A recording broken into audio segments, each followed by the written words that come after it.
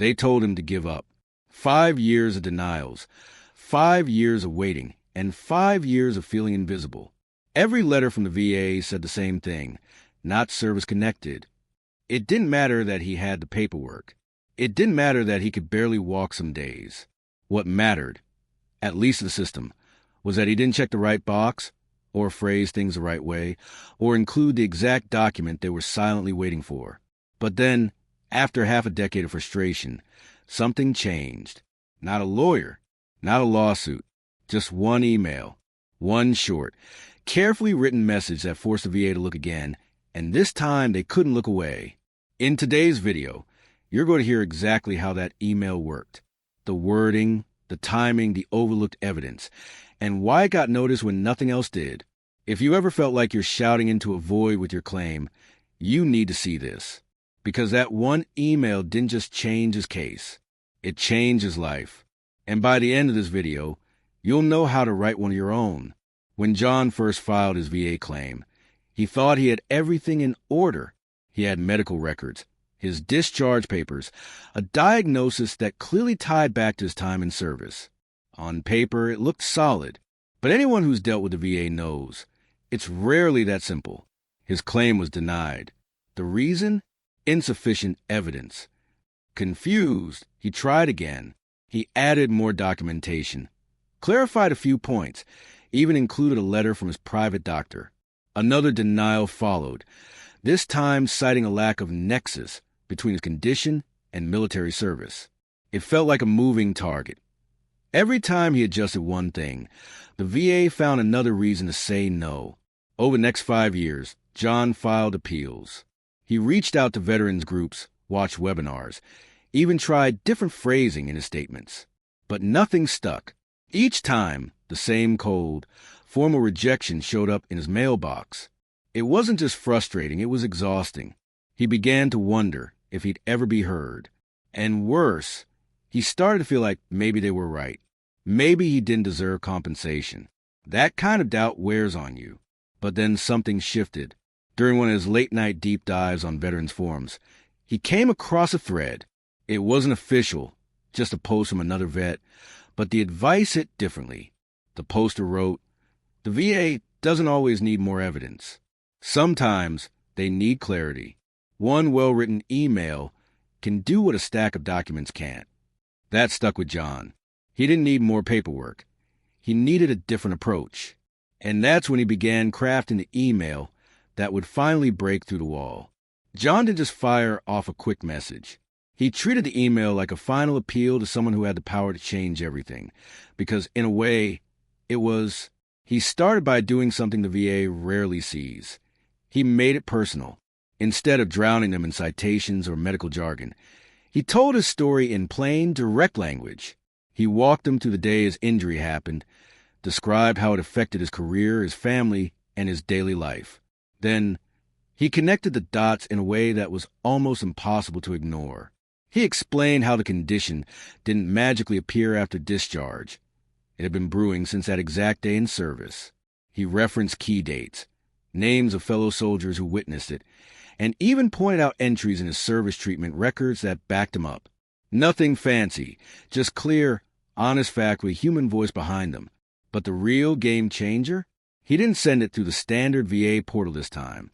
He found the direct contact for a veteran service officer, VSO, who had a reputation for cutting through red tape, through a bit of networking. He even discovered the name of a specific rater who had handled similar cases. Instead of relying on the impersonal system that had failed him 5 times, John sent his email straight to someone who could actually read it with context. He didn't beg. He didn't rant. He simply laid out the truth in a way that was impossible to skim past. What happened next wasn't magic.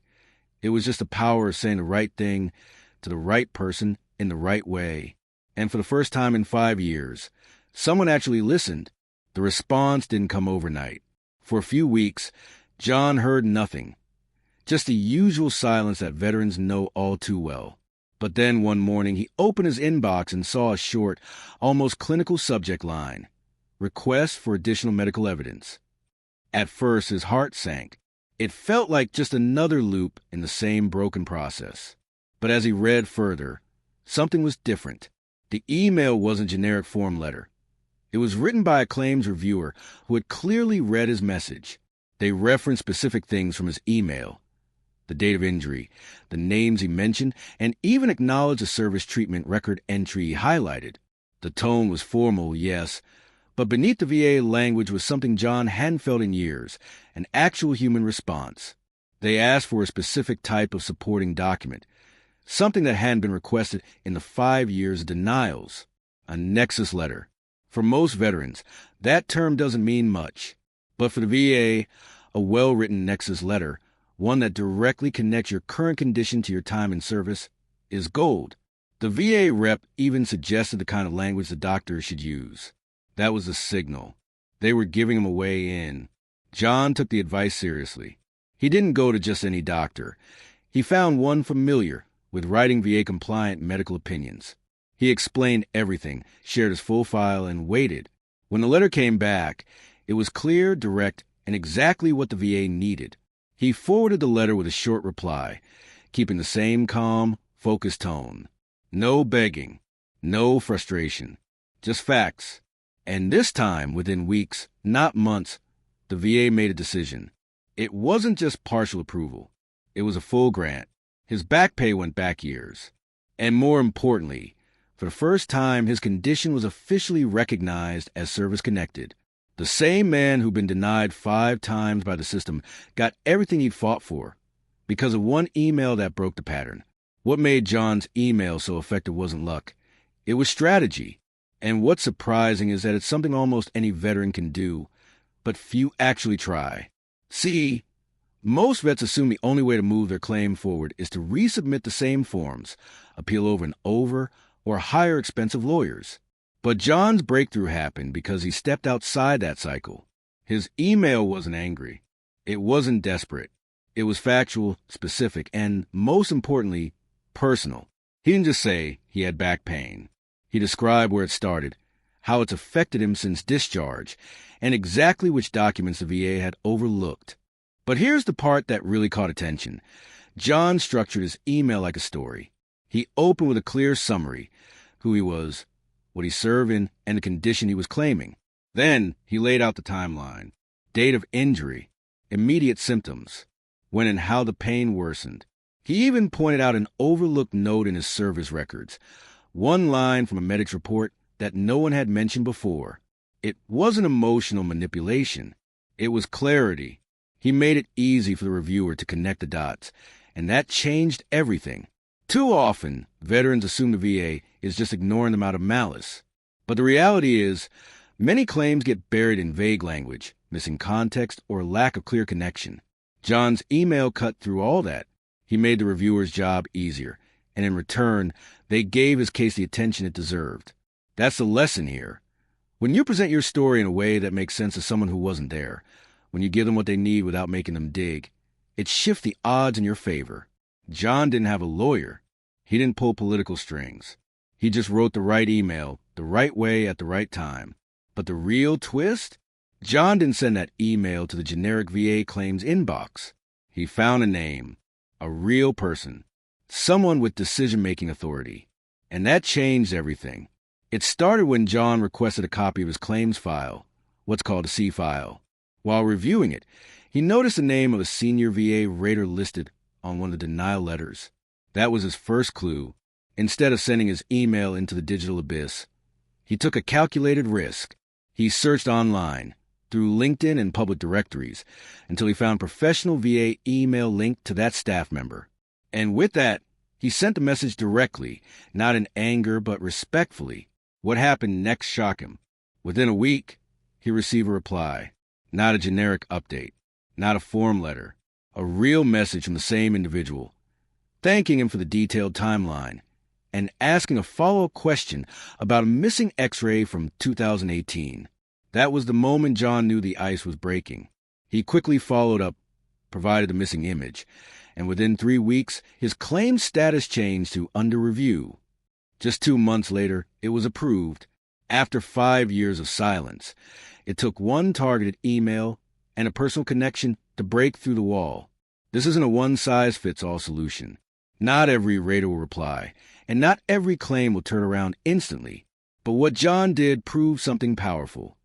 When you stop playing by broken rules and start thinking like a strategist, things start to shift. It's not about being pushy. It's about being precise. When you know who's reading your case and speak directly to them, your words carry weight. And John's story isn't the only one. More and more veterans are realizing that behind the VA's massive system are actual people, overwhelmed, sure, but still human. And sometimes, what cuts through the bureaucracy isn't just a legal brief. It's a well-written email that finally makes them stop and pay attention. Most people assume that if the VA says no enough times, the conversation is over. But stories like John's prove something else entirely. That persistence paired with strategy can shift the outcome in ways that paperwork alone can't. What seemed like a dead end turned out to be a door he just hadn't knocked on the right way.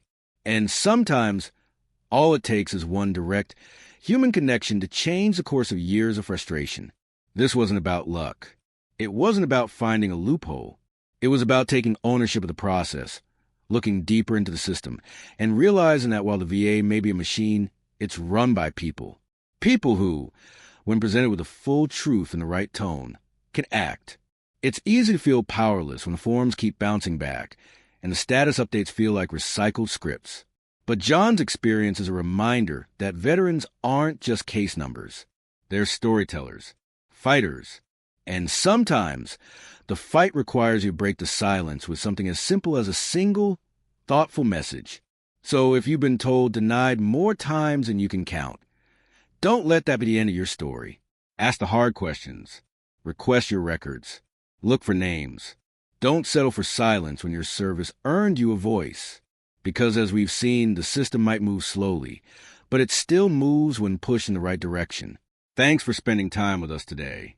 If John's journey resonated with you, or if you're fighting your own uphill battle, we'd love to hear your story.